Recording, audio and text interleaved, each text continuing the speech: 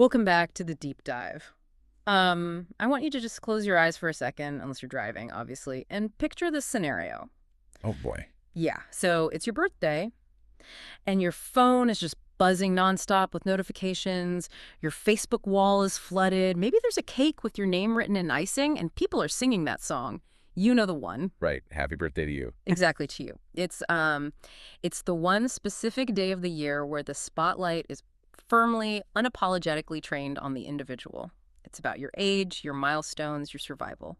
It is kind of the ultimate ego holiday, isn't it? I mean, the cultural script is extremely specific. It totally reinforces the I. Like, I was born on this day. I have completed another trip around the sun. Look at me. Yeah, exactly. It's the Super Bowl of the Self. But today we're doing something a little different. We're looking at a document that takes that entire cultural script, clumples it up, and just throws it right in the trash. Really does. We have this birthday message in our stack today, written by someone who just signs off as Sahayatri, which translates to fellow traveler, and this document explicitly rejects the celebration of the body. It's less of a greeting card and more of a philosophical manifesto. Mm-hmm. The title alone tells you we aren't dealing with balloons and party favors. It's called The Eternal Light of Non-Dual Consciousness. Right. It's heavy, but in a really good way. So here's our mission for this deep dive. We aren't just reading a nice birthday reflection.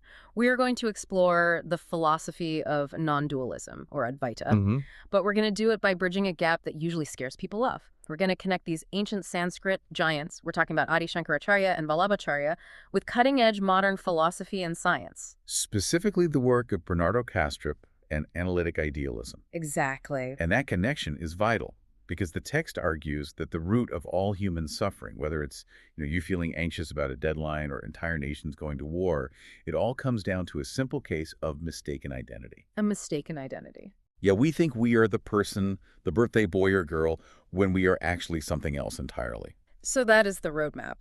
If No. you've ever felt isolated, or honestly just tired of the constant me versus them dynamic of the world, this is for you. We're going to unpack why I and you might be the exact same thing, and why realizing that might be the only way to find actual peace. It starts with a pretty radical premise right in the opening paragraph. Oh, The author writes that on this birthday, they bow not as a person, not as a body with a name and a history, but as a reflection of the one non-dual truth. okay, let's pause right there and unpack that. Non-dual truth. We hear the word non-duality or Advaita thrown around in spiritual circles all the time, almost like a buzzword. Oh, definitely. But what are we actually talking about here? Like in plain English? In plain English, it means not to. Advaita literally translates to not to. But it's not just a math problem. It's a massive claim about the fundamental nature of reality. How so? Well, in our normal day-to-day lives, everything is dual. There's a subject, that's you, and an object, that's the coffee cup or the microphone or the person you're talking to. There's a clear separation. Right. I end here and the table begins there. Exactly. But Advaita says that separation is an error. It's a hallucination. So it's not that we are connected like distinct islands connected by a bridge. It's that we are the same landmass underwater. Precisely. That's a great way to look at it. And the text pulls in two heavyweights of Indian philosophy to nuance this, which I think is really smart because they have slightly different flavors, and the author is synthesizing them. Okay, who's the first one? First, you have Adi Shankaracharya. He's the proponent of Kevala Advaita, or absolute non-dualism. Okay, give us the explain like I'm five version of Shankaracharya, because I know his stuff can get pretty dense. Sure. Think of a dream. When you're dreaming at night, you might see a mountain, a river, maybe a scary monster, and other people. You can interact with them. You can be terrified of the monster. Right, it feels totally real in the moment. But when you wake up, you realize something profound. The mountain, the river, and the monster were all just you. They were made entirely of your own mind. There was no monster separate from you. Right, it was all a projection. Shankaracharya argues that waking life is exactly the same. The diversity we see, the many, is an illusion or maya. There's only one real thing, Brahman or pure consciousness. Everything else is just a super convincing dream. So in that view, the world is kind of a trick. It's not real in the ultimate sense. But the text also brings in Vallabhacharya. How does he differ? Because the text seems to really value both perspectives. Vallabhacharya taught Shuddha Advaita, or pure non-dualism. He shifts the perspective in a really beautiful way. Instead of saying the world is an illusion, he says the world is a manifestation. Manifestation. Yeah, think of gold. You can melt gold into a ring, a necklace, or a coin. The ring looks different from the coin. It has a completely different function, but it is gold. Okay, I see. The form isn't a lie. It's just a shape the gold has taken. I really like that distinction. So Shankaracharya says the ring isn't real, it's just gold. Vallabhacharya says the ring is real because it is gold. Exactly. And this document synthesizes those views to say, look, the individual soul, the jiva, the material world, the jagat, and God Ishvara are just three expressions of one supreme consciousness. Wow. It claims that everything, from the thought in your head to the chair you're sitting on right now, Yeah. is made of the exact same stuff. And just to be clear, that stuff isn't atoms, it isn't quarks, it's consciousness. Consciousness is the baseline. See, this is where I usually get skeptical. I mean, it sounds poetic, sure. We are all stardust, we are all one. It's nice for a greeting card. But the author does something really unexpected here. They pivot from ancient Sanskrit sages to a modern computer engineer. Yes, the reference to Bernardo Kastrup. This is where the deep dive gets incredibly interesting for the modern skeptical mind. Totally. Kastrup is a former computer engineer who actually worked at Sun, and he is now the leading voice in a philosophy called analytic idealism. For those who haven't gone down the Kastrup rabbit hole, and I highly recommend you do, he's basically using neuroscience, logic, and parsimony to argue the exact same thing the ancient sages did, right? He is.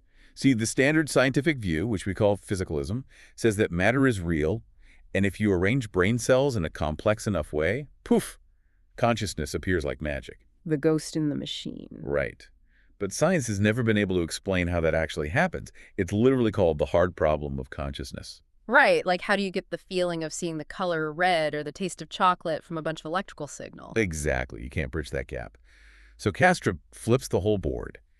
He argues that consciousness is the fundamental field of nature. He says the universe isn't a machine that creates consciousness. The universe is a field of consciousness. So the brain doesn't produce consciousness at all? No more than a radio produces the music. The radio receives and localizes the signal. If you smash the radio, the music stops coming through in that room, but the radio waves are still out there. Kastrup argues that our bodies and brains are what he calls dissociated alters of one universal mind. Dissociated alters, that sounds a bit clinical. It is. Think of someone with dissociative identity disorder. One mind, but it is split into different personalities or people who genuinely think they are separate. Oh, wow. Kastrup says that's us. We are the alters of the universe. We're like little whirlpools in a giant stream. The whirlpool looks like a separate object. It has boundary, but it's made of nothing but the stream itself. That aligns perfectly with the text's quote. It says physical matter is just how that consciousness appears or manifests. It implies that what we see, the physical world, is really just a dashboard. That's a great analogy. Kastrup uses that one often. The physical world is the dashboard of an airplane. The dials tell you your altitude and speed, but the dials aren't the airplane. Right. We look at the world and see matter, the dials, but the reality behind it is consciousness. Okay, so let's just assume for a minute this is true. We are all swirls in the same stream. We are all gold in different shapes. We are all alters of one mind. Why doesn't it feel like that? That is the million-dollar question. Because if we are all one, why is the world such a disaster? Why is there war? Why is there jealousy? Why do I get annoyed when someone on the train chews too loudly? Right. If we are all God, why are we so miserable? Exactly. The text answers this by referencing param advaita, or ultimate non-dualism, and specifically the diagnosis of ignorance. Ignorance. See, that's a loaded word. It usually means you're stupid or uneducated. Here, it has a very specific meaning. It doesn't mean a lack of data. It means a lack of self-knowledge. It's that case of mistaken identity we mentioned. Okay. The text argues that our suffering comes because we identify with the whirlpool, not the water. We identify with the I, the name, the job title, the body, the history. And because the whirlpool is temporary. We live in constant terror. We know deep down that the body will die, the job will end, the status will fade. So we spend our entire lives building massive walls around the whirlpool to protect it. We defend the whirlpool. We try to make our whirlpool bigger than the other whirlpools. Exactly. And that defense mechanism is what we call the ego. The text has this incredibly powerful line. It says, when I become strong, the world becomes weak. When mine increases, ours breaks. That frames the ego not just as a personal mental health issue, like, oh, I have low self-esteem, but as a global pollutant. It's the source of the fracture. Is the absolute source of the pollution. Think about it. If you truly knew, deep in your bones, not just intellectually, that the person you're shouting at in traffic is just another localized alter of the same consciousness that you are. It would be like biting your own tongue or punching yourself in the face. You physically couldn't do it. The text puts it beautifully. You cannot harm another person once you realize there is no other. Nature, humanity, and consciousness are one unbroken flow. That's huge. So ethical behavior isn't a rule you have to follow. It's not a commandment like thou shalt not kill. It's a natural byproduct of seeing clearly. You don't kill because there is literally no one else to kill. But the text doesn't just blame bad people or selfish people. It actually takes a pretty big swing at religious people, too. This part surprised me. It critiques formal spirituality. This is a crucial point. We often think religion is the cure for the ego, but the author warns that it can actually be the biggest trap of all. It's called the spiritual ego. Oh, we all know that type. The person who meditates for an hour and then judges you for eating a sandwich. Exactly. If your spirituality makes you feel special, like I am chosen, I am more pious than you, my belief system is better than yours, then spirituality is just the ego wearing a new fancy costume. It's sneaky. It's actually harder to remove because it feels righteous. Spirituality that feeds the ego. That's the exact phrase used. It's dangerous because you can hide a lot of toxicity behind a prayer book. The text argues that true spirituality is about dissolving that separation, not reinforcing it with new labels. It says when religion becomes a tool for personal pride or identity, it leads to fragmentation rather than unity. Right. If your religion divides you from others, the text argues, it's failing at its core job. So let's look at the application. Because philosophy is great, but we really need to know what to actually do with it. The author applies this non-dual view to these ancient Sanskrit prayers. And I think even if you have heard these in a yoga class, you haven't heard them interpreted quite like this. Right, it's a very specific non-dual interpretation. Let's look at the first one. Sarv Bhavantu Sukhina. May all be happy. That's the standard translation. But look at the scope here. The text explicitly says all, includes every animal, every being, and every single atom. Every atom. That links right back to Kastrup and analytic idealism. If consciousness is fundamental, then even the rock and the atom are vibrating with that exact same potentiality. Exactly. The profound acknowledgement of the aliveness of everything. You aren't just wishing happiness for your neighbors. You're wishing harmony for the very fabric of reality. That's beautiful. What's the next one? Then there is Sarve Santu Niramaya. Usually, this is translated as, may all be free from disease. Which sounds like a nice wish for good public health, like, may you not get the flu this winter. But the author completely reframes the concept of disease. They aren't talking about viruses or bacteria. They are talking about the disease of ego and discrimination.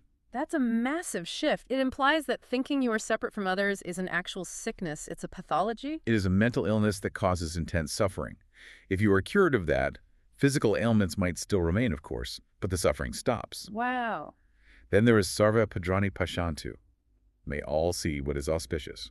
And the author interprets auspicious as viewing the world as coexistence rather than competition. Just think about how radical that is for a second. Our entire economic system, our politics, honestly, even our dating lives are often built on pure competition. Survival of the fittest. Crabs in a bucket. Yeah, totally. The author is praying for a shift in vision where we see cooperation as the fundamental reality. It's seeing the forest instead of just fighting for your specific tree. And the final line of that prayer block is Ma Kaschit Dukhabag Pavet. May no one suffer, but there's a caveat added in the text. Yes, may no being suffer due to our ignorance, our greed, or our selfishness. That really hits home. It takes personal responsibility. It's not just, hey, I hope the world gets better by magic. It's, I hope I stop making the world worse. It's a highly active prayer. Which leads us to the life mantra the host highlights. The mission is to show humans they are beyond name, position, religion, and caste. Because those are the dividers, those are the solid walls of the whirlpool. I want to touch on the relationship between science and spirituality mentioned in the text. We touched on Kastrup, but the text makes a broader point. It says science and spirituality are not enemies. No, they're collaborators. The text distinguishes them by their methodology. Science seeks truth from the outside. Observation, measurement, microscopes, telescopes. The dashboard again, studying the dials. Right. And Advaita, or spirituality, experiences truth from the inside. Introspection, consciousness directly exploring itself. The text says, when they meet, humanity matures. I love that phrasing. Humanity matures. It suggests we are currently in our adolescence. We really are. We're like teenagers who just got the car keys. Huh. We have all the technology, the science, the nukes, the AI, but we lack the self-knowledge and the maturity to use it wisely. Yeah. We have godlike power with medieval instincts. The text is calling for that maturity where the inner wisdom actually matches the outer power. So instead of blowing out candles and making a wish for a new car or a promotion, the author asks for a sankalp, a resolution. It's a birthday vow. To choose truth that nourishes life over religion that feeds the ego. To accept consciousness that leads to unity over identities that divide. It's a tall order. But it brings us to the closing of the text, which uses the classic mantra, Om Shanti Shanti Shanti. Peace, peace, peace. I've chanted this 100 times in yoga, but I honestly never knew why we say it 3 times. The traditional explanation is that it covers 3 types of suffering. Adhibautic, that's physical or social suffering. Adidaivik, that's natural disasters or fate. And Adhyatmic, that's internal suffering. But the author synthesizes these into a 4th overarching meaning. Peace from the heat of the ego.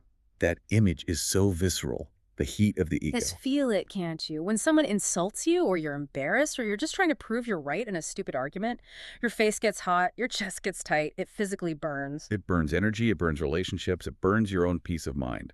The text argues that if you can tap into that non-dual awareness, if you can just remember you are the water, not the wave, that heat cools down. Because there's nothing to defend. Exactly. If you aren't the small, limited I, you don't need to defend it. You become fireproof. So what does this actually look like for you, the listener, right now? We've talked a lot of high philosophy, but let's bring it right down to the pavement. You're stuck in traffic, someone cuts you off, the heat rises. What does the Sahyatri want you to do? They want you to remember the aha moment. That driver isn't an enemy obstacle. They are another expression of the exact same consciousness. Their frustration is your frustration. The separation is the illusion. It's a remembrance. The text signs off with, we were always one, we are one, and we will remain one. It's not something you have to achieve. You don't have to climb a mountain or sit and meditate for 20 years to get it. You just have to remember. That's already the case. You just have to stop pretending you're separate. You know, this brings up a really provocative thought to leave you with today. We mentioned that science looks from the outside and spirituality looks from the inside. We are seemingly at this exact point in history where those two are merging. Quantum physics is sounding a lot like ancient mysticism these days. It certainly is. The deeper we look into matter, the less matter we find and the more mind we see. So, if that's true, if there truly is no other, if we are all just light reflecting off different mirrors, then I have to ask you, who are you actually fighting with when you argue with your spouse? Who are you jealous of on Instagram? Who are you trying to defeat in politics? You are fighting yourself. You're jealous of yourself. You're basically boxing with your own reflection. That is a thought that will stop you right in your tracks. It makes the heat of the ego seem a little ridiculous, doesn't it? Makes it look like a game we can finally stop playing. Well, on that note, we're going to wrap up this deep dive into the eternal light of non-dual consciousness. A huge thank you to the Sahyatri who penned this incredible reminder. It's certainly a better gift than a pair of socks. Indeed. A really powerful reminder that the I is small, but the truth is infinite. We were always one, we are one, and we will remain one. Thanks for listening, and we'll catch you on the next deep dive.